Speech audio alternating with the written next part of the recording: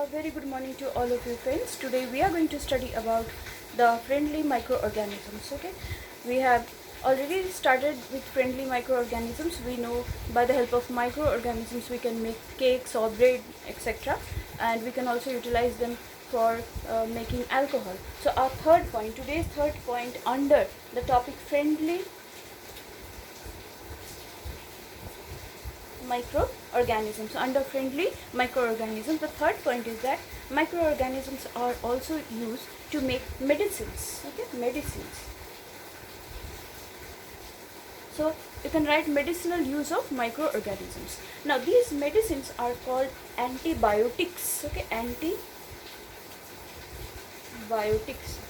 These medicines are chemicals which are obtained from some microorganisms. Okay, some microorganisms, they produce some chemicals. These chemicals are called antibiotics, and by the help of these chemicals humans, animals and plants are treated. Okay, if I give you an example of an antibiotic like penicillin. So penicillin is an antibiotic, or if we say streptomycin.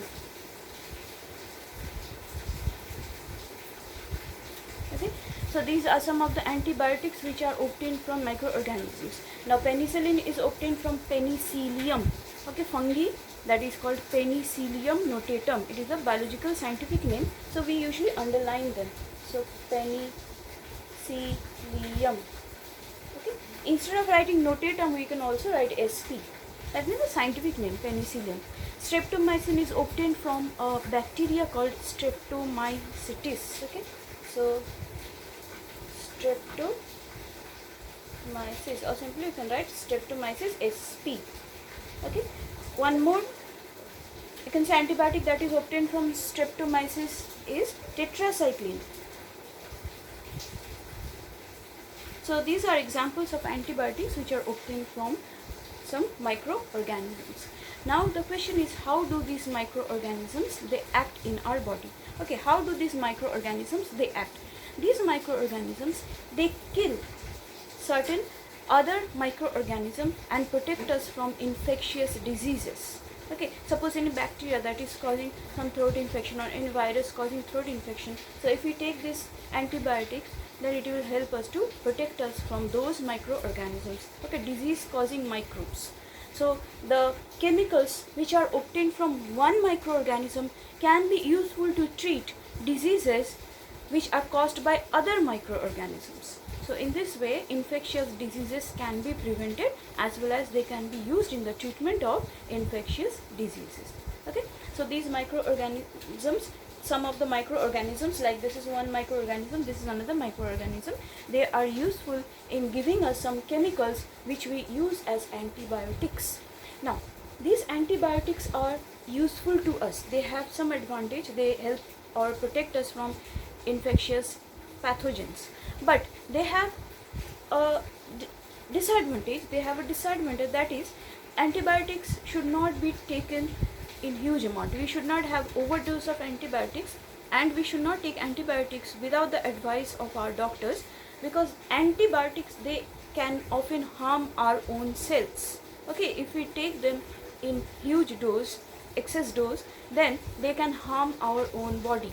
So in this way they can cause harm to us. So antibiotics should not be taken without the advice of doctors. Okay, they are in prescribed form, in milligrams, etc. So this is about antibiotics. Now these antibiotics, they should be taken under the you can say prescription of doctors. Okay, now these antibiotics, they are usually given to us by the help of vaccines. Okay, so let us see what are vaccines. Vaccines are some dead or killed, or you can say weak or weakened, okay, microorganisms which are made into some chemical or antibiotic, and then they are injected into our body. Okay, so they are injected into our body to protect us from diseases.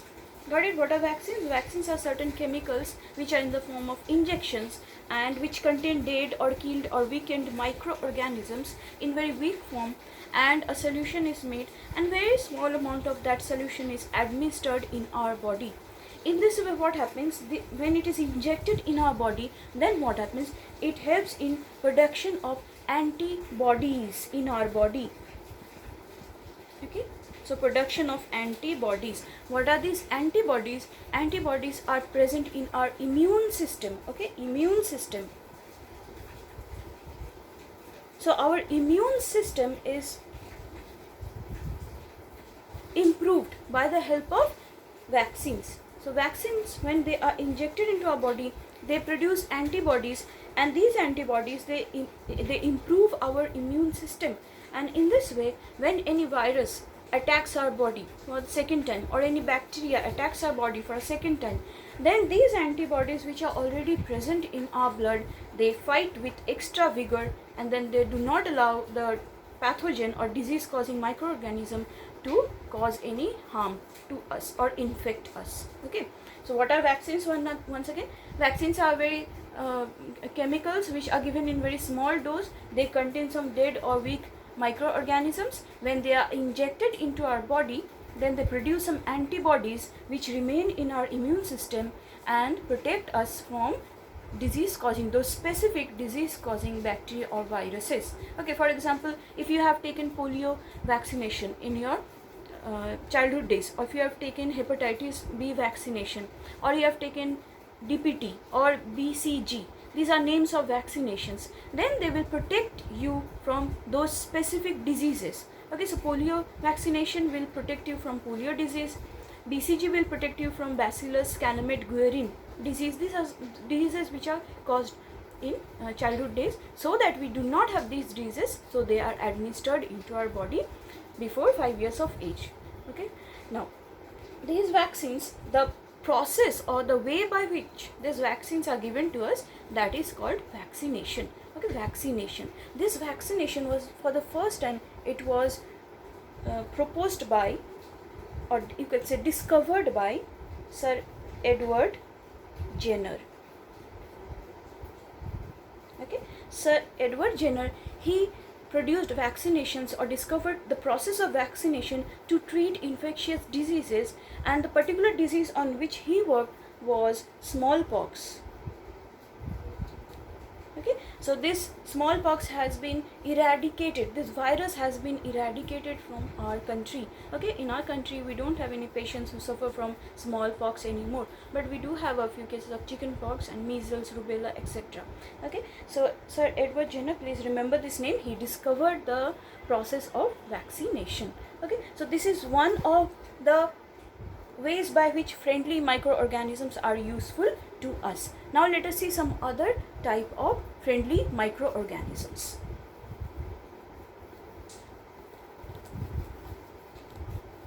Now the fourth type of microorganisms are, some microorganisms, they help us to increase soil fertility. Okay, soil fertility. Now what is soil fertility?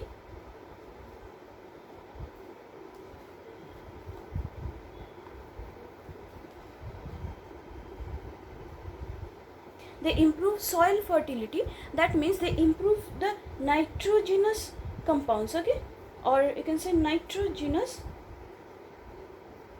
fertility in the soil. How? There are some microorganisms like, very important, cyanobacteria. Okay, please go through these names. Cyanobacteria was previously known as blue-green algae. Blue-green algae. Okay, nowadays we don't use this term because they are actually not algae, but they are bacteria. So this cyanobacteria, they convert atmospheric nitrogen into soil nitrogen. Okay, so they convert atmospheric nitrogen into soil nitrogenous compounds. Atmospheric nitrogen, that means N2, that means gaseous form N2, is converted into soil nitrogen, that means nitrates or nitrites or ammonia, okay, etc. Okay, that means atmospheric nitrogen is converted into soil nitrogen, because plants, they cannot take atmospheric nitrogen directly from the atmosphere. So nitrogen must be supplied to the soil from where they absorb it by the help of their root system. So this is example of cyanobacteria, is an example of microorganism which is friendly to us and they help in increasing soil fertility. Another example is there, the rhizobium bacteria. Okay, this rhizobium bacteria remains in the root nodules of leguminous plants. Leguminous plants like pea or beans, okay, that means pulses. Now these leguminous plants, they have root nodules, so some sac-like structures which are present in the roots of these plants. Okay, here the rhizobium, they thrive, they live in these roots, and they help in fixing, again the same thing, atmospheric nitrogen into soil nitrogen or nitrogenous compounds. Okay, so what is the function of rhizobium? Rhizobium bacteria, they help in converting or fixing. One more term that we will use, that is fix. To fix means to convert. So they also help in fixing atmospheric nitrogen into soil nitrogen, so that these plants can easily absorb the nitrogen and it is made available to the soil also, so that for the next time we can, when we are sowing other plants, nitrogen is enough in the soil. So these are two examples of soil fertility. Please remember these two names, cyanobacteria and rhizobium bacteria. Okay, soil bacteria, or you can say bacteria which is present in the leguminous root nodules of leguminous plants. Let us see one more friendly microorganism that is present.